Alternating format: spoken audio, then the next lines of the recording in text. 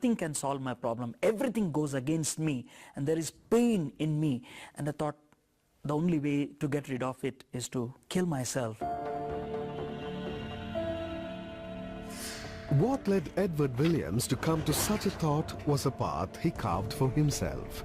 His parents had dedicated him to serve God when he was born. A disciplined child in school, his college years saw him taking a different route, contradictory to the vow made by his parents. I used to go to cinemas, bunking classes, and then slowly it went into other areas like smoking and boozing, and finally I became a drug addict. He needed money to buy drugs. To earn that extra buck, he tried his hand at something which he never did, pickpocketing his dad's money. That evening, Mummy took me out and she was just asking me, who has taken that 20 rupees? Have you taken that money? In the beginning, I tried to deny that, but when I saw her crying, I could not withhold, and I said, it's me. And then I said, Mummy, I'm sorry. But I was astonished to find Mummy speaking like this. In what way do you think I can forgive you? I can't do anything else. Even if I forgive you, can that remove the pain you are having in your heart? I said no. And that was the time she spoke to me about Jesus Christ. In addition, he lost his dad's much treasured pen. Afraid to confront his dad, he confronted Jesus Christ instead. I prayed, Lord, if you are really there, Jesus Christ, please provide me the pen. And I could not. And I became so frustrated. The same evening, his friend Suresh asked him to attend a prayer meeting. With the heart heavy laden with the guilt for the life that he was in, he accompanied Suresh. Instead of finding solace, he returned sadder and even more frustrated. On that day, I asked some questions, and the one who is taking that Bible study could not answer mine.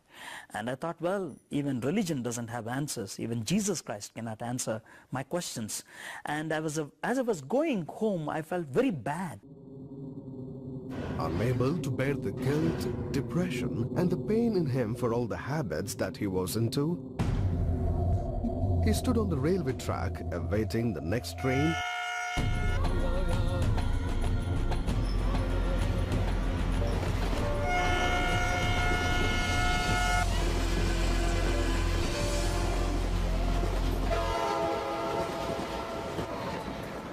From behind, my friend Suresh came and stopped me. He was asking me, why you want to do this? And it was great. I could not understand how Suresh could come at that time. And I told him, well, I'm frustrated. I can't withhold. I can't withstand this guilt. And that was the time he took me away, and he started speaking to me about Jesus Christ. He said that he can solve your problem. He died on the cross. He took our guilt onto him, our shame onto him. He died in our place. And that really made me to think. And I thought, okay, here is the way out. That very moment, he knew he found the way out. He knew he was delivered from all his habits. After that, I, for the first time, prayed to Jesus Christ, confessing my sin. I said, I am a sinner. And I don't know, I felt that load has been taken away and there was great freedom within. That night, Edward mustered courage and wrote a letter to his father, explaining everything, and left it in his father's room. With apprehension, he awaited his father's reaction in the morning. Early in the morning, my dad came and woke me up and was so worried how dad will react. But he looked at me and said, good morning. And that was the time I was really shocked. He said, don't worry, my son. I read your letter. And then I said, Dad, I lost your pen. Are you not worried? He said, don't worry. I lost a pen, but I found a son. And that gave me great joy. And it's true, Jesus started working in my life.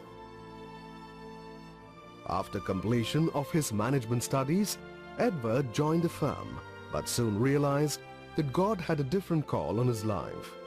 And I worked as a manager for a few years. But inside me there was always a drive that I should do ministry, I should be always available. But there was always a struggle, and in that struggle I asked God to give me a clear direction. Lord, I should. And in the year 89 I clearly confounded that it was God who is calling me into his ministry.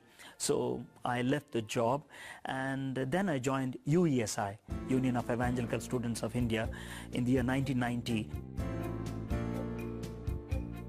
Edward has pursued his studies in theology at the South Asia Institute of Advanced Christian Studies. He lives in Bangalore with his wife Christy and 2 daughters. Edward Williams has been the well-known face of CBN's Telugu weekly show Nireekshana. Through his passion and zeal, he has been instrumental in turning many lost souls to the saving knowledge of Jesus Christ. I often observed it in my life. The more I'm obedient to God, the more blessings are received from God. Whenever I was away from God, disobeying God, there was pain in me. And God is always good. Whenever I went away, he used various means, various disciplinary means to bring me back into his fold. And whenever I'm obedient, he really blessed me. If at all I'm experiencing any blessing in my life, it's because of God's grace, and that too it's clubbed with my obedience. So that's what I would like to say.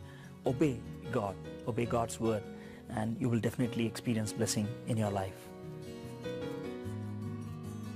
Edward Williams has learnt life's important lessons the hard way, and he shares his blessings with others. His parents' vow came true after all.